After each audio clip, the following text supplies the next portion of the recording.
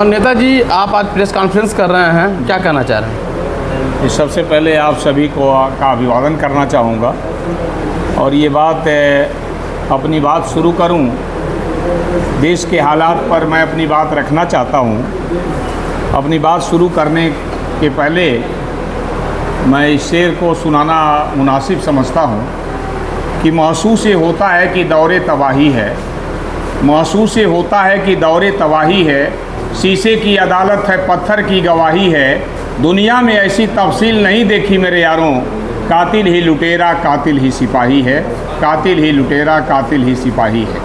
आज इस देश के अंदर जिस देश में गांधी जैसा शख्स पैदा हुआ हो, जिस गांधी जी के नेतृत्व में देश की आज़ादी की लड़ाई लड़ी गई, आज उस देश में जो गांधी ने, जो बापू ने, गौतम बुद्ध ने जो हमें सत्य और अहिंसा का जो मार्ग दिखलाया था, लोकतंत्र का जो आधार तैयार किया था, आज भारत में एक ऐसा समय आ गया कि भारत की राज्य की सरकारें और केंद्र की सरकार, दोनों सरकारें लोकतंत्र का गला घोटने पर लगी हैं। मैं मीडिया के माध्यम से देश के उन सभी शिक्षाविदों से एक प्रार्थना करना चाहता हूँ, एक आरजू करना चाहता हूँ कि जितने लोग विद्यालय चला रहे हैं, विद्यालय के प्रबंधकों से, विद्यालय के प्रधानाचार्यों से, स्कूल, कॉलेज, यूनिवर्सिटी में पढ़ाने वाले सभी अध्यापक से, प्राध्यापक से, एसोसिएट प्रोफेसर से, प्रोफेसर से, सभी से मैं प्रार्थना करना चाहता हूँ। शिक्षण संस्थाओं से जितने जुड़े हुए लोग हैं, उन लोगों का मैं आग्रह करता हूँ, मीडिया के लोगों का आग्रह करता हूँ कि आप शिक्षा के मंदिर को आप बचाइए, बचाने के लिए आप आगे आइए। आप जानते हैं कि उत्तर प्रदेश में रामपुर ज़िले में जौहर यूनिवर्सिटी, मोहम्मद अली जौहर यूनिवर्सिटी, जो आजम खान है, जो यूनिवर्सिटी के जो संस्थापक हैं और उस विश्वविद्यालय के चांसलर हैं, मैं ये जानना चाहता हूँ कि सरकार के आदेश पर अगर वहाँ के विकास प्राधिकरण ये नोटिस कर सकता है कि विश्वविद्यालय की 40 में से 38 बिल्डिंगें, 38 भवन इसके जो है, इनके नक्शे नहीं पास हैं। मैं जानना चाहता हूँ कि भारत में निवास करने वाले जितने लोग हैं, जितने नागरिक हैं, उन नागरिकों के घरों का नक्शा कहाँ से पास है, कितने लोगों के घर के नक्शे पास हैं, कितने मंदिरों के नक्शे पास हैं। केवल आजम खां के उस यूनिवर्सिटी का मोहम्मद जौहर अली विश्वविद्यालय के भवन का नक्शा क्यों देखा जा रहा है? गोरक्षनाथ मंदिर का भी नक्शा देखा जाना चाहिए, रामदर्श विद्यार्थी के मकान का भी नक्शा मांगा जाना चाहिए कि वो नक्शा पास है कि नहीं है पास है। ये केवल एक बहाना लेकर के आप जो है शिक्षा के मंदिर को आप गिराना चाहते हैं। तो मैं देश के लोगों से, बुद्धिजीवियों से, प्रगतिशील विचारधारा के लोगों से मैं आग्रह करता हूं कि एक देश के अंदर एक विमर्श होना चाहिए कि क्या किसी की ऐसी हुकूमत आए और जो जिसके उसके विचारों से अगर इतर कोई है तो उसके इतर विचार वाले यूनिवर्सिटी को, उनके मंदिरों को, उनके पूजा स्थलों को ध्वस्त कर दिया जाएगा, गिरा दिया जाएगा। क्या इस भारत देश में यही चलेगा? गांधी का यही सपना था। गांधी ने सपना देखा था कि जब मुल्क आज़ाद होगा, तो उन्होंने सपना देखा था, रामराज का सपना उन्होंने देखा था।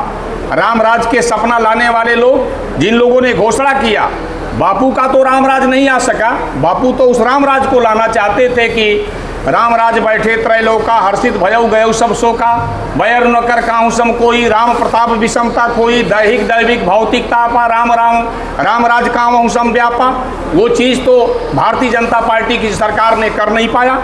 उल्टे जो है लोकतंत्र का गला ये घोट रहे हैं और विचारधारा के आधार पर जो इनको सपोर्ट नहीं करते, उनका सबका ये दमन करना चाहते हैं। मैं ये कहना चाहता हूँ कि इस देश के लोगों ने अंग्रेज़ों से लड़ा था। अंग्रेज़ों का साम्राज्य विस्तार, दुनिया में जितनी लड़ाइयाँ हुई हैं, मैं कहता हूँ कि लंका के राजा रावण के साम्राज्य विस्तार से अंग्रेज़ों का साम्राज्य विस्तार बड़ा था। जहाँ राम स्वयं एक योद्धा थे और कृष्ण भी योद्धा थे। द्वारिका, यहाँ हस्तिनापुर के दुर्योधन के या धृतराष्ट्र के साम्राज्य से अंग्रेज़ों का साम्राज्य विस्तार बड़ा था। मोदी जी और योगी जी आपके साम्राज्य विस्तार से बड़े साम्राज्यवाद वाले अंग्रेज़ों को खदेड़ते देर नहीं लगी। जब यहाँ के लोग खड़े हो गए, किसान जगह, मुसलमान जगह, व्यापारी जगह, वकील जगह, छात्र जगह, टीचर जगह, समाज के सभी वर्ग जब सड़कों पर उतरे तो उनकी तानाशाही का अंत हो गया। जिसके परिणाम स्वरूप ये देश आज़ाद हुआ। तब कवि को लिखना पड़ा, दे दी हमें आज़ादी बिना खड़ग बिना ढाल, साबरमती के संत तूने कर दिया कमाल, धरती पर लड़ी तूने अजब ढंग की लड़ाई, दागी न तोप न तलवार तूने चलाई। आज मैं कहना चाहता हूँ कि मोदी जी, आपने कहा था, भारतीय जनता पार्टी की उद्घोषणा थी, उसके साधु संत जो पुष्पित और पल्लवित हैं उनकी उद्घोषणा थी कि भारत जो है दुनिया का गुरु बनना चाहता है। किस मामले में भारत दुनिया का गुरु बनना चाहता है? क्या अर्थव्यवस्था के मामले में दुनिया को आपने पछाड़ दिया है? क्या आविष्कारों के मामले में आपने दुनिया को पछाड़ दिया है? क्या आपने यही आपने कहा था कि गोमूत्र से और गोबर से आप दवा बना रहे थे? क्या हुआ जो मध्य प्रदेश की यूनिवर्सिटी में आपने 8 करोड़ रुपया खर्च किया? वैज्ञानिकों ने कहा कि ये शून्य है परिणाम, कुछ नहीं इससे हो सकता। आप जो है अंधविश्वास कृपा करके मत फैलाइए। तू इधर उधर की बात न कर, ये बता कारमा क्यों लूटा। ये हम जानना चाहते हैं कि बेरोजगार लोग हैं उनका क्या हुआ, मजदूरों का क्या हुआ, किसानों का क्या हुआ। क्या आपने किसानों का खेती दूने लाभ की कर दी? क्या आपने मजदूरों को हर हाथ को काम दे दिया? क्या आपने बेरोजगारों को रोजगार दे दिया? सारे सवाल पर भारतीय जनता पार्टी की सरकार फिसडी साबित हुई है। और जब चुनाव करीब आ रहा है, वो जान रहे हैं कि जो भोली भाली जनता थी, जो अध्ययन अध्यापन से और शोध से उसका कोई लेना देना नहीं था, उनको इन्होंने धर्म के आधार पर खड़ा किया था। और जब उन्होंने जान गए, वो आम लोग अभी आप कहे हैं कि जौहर यूनिवर्सिटी को जो गिराने का प्रस्ताव है सरकार का, जी, कहीं इसी तरह का तो नहीं ना कि धार्मिक भेदभाव उससे फैलाया जाए? ये बात इसलिए आई है, जौहर यूनिवर्सिटी की बात गिराने की आई है। मैं उसका आधार तक तो बता रहा हूँ कि जब उनको ये पता लग गया कि भोली भाली जनता ये जान गई कि ये धर्म को मानने वाले नहीं हैं, ये तो धंधा चलाने वाले लोग हैं। अयोध्या से वो सिख देश के लोगों को मिल गई, और जब उनका वोट पीडीए के साथ जाने लगा, राहुल गांधी के साथ जाने लगा, इंडिया गठबंधन के साथ जाने लगा, उन्होंने अखिलेश में और राहुल गांधी में अपना मुस्तकबिल देखना उन किसानों और मुसलमानों और व्यापारियों ने, छात्रों ने, वकीलों ने, किसानों ने देखना शुरू कर दिया। तो भाजपा के पास नागपुर के कार्यालय में ये चर्चा हुई और उन लोगों ने मंथन करके तय किया कि अगर ये लोकतंत्र के सही बुनियाद पर चुनाव होगा तो भारत में हम मुक्की खा जाएंगे। इसलिए इसको जितना जल्दी हो सके हिंदू और मुसलमान में इसको करने की ज़रूरत है। और इसलिए आजम साहब की यूनिवर्सिटी को निशाना बनाया जा रहा है। शिक्षा मंदिर को निशाना बनाने वाले लोगों, आप याद रखना, अगर शिक्षा मंदिर नहीं रहेगा तो यहाँ पे भगत सिंह नहीं पैदा होंगे, राजगुरु नहीं पैदा होंगे। और आने वाले दिनों में जो हमारी नौ नस्लें हैं उनका मुस्तकबिल कृपा करके मोदी जी, योगी जी, आप बर्बाद मत करिए। मैं देश में सभी शिक्षण संस्थान चलाने वाले लोगों से, प्रगतिशील समाज के लोगों से, मीडिया के लोगों से, सबसे मैं हाथ जोड़ करके ये प्रार्थना करता हूँ कि आप सभी खड़े होइए। बड़े स्तर पर विमर्श आयोजित किया जाना चाहिए।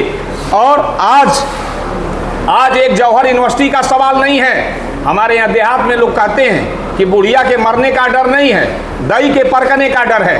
पहले इन्होंने मारना शुरू किया था मुसलमानों को, उसके बाद मारना शुरू किया यादवों को, उसके बाद मारना शुरू किया इन्होंने ब्राह्मणों को, उसके बाद मारना शुरू किया किसानों को।